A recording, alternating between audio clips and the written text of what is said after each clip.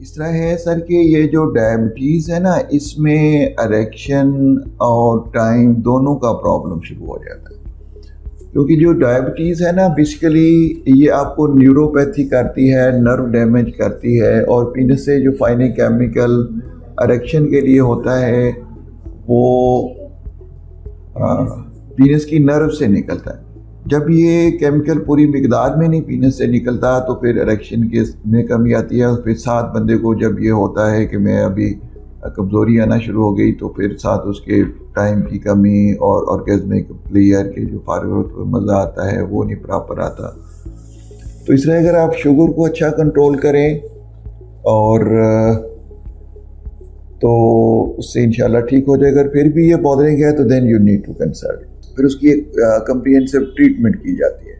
اس میں پری میچور ایجیکولیشن یا جو ٹائم کی کمی ہے وہ مسئلہ ٹھیک ہو جاتا ہے.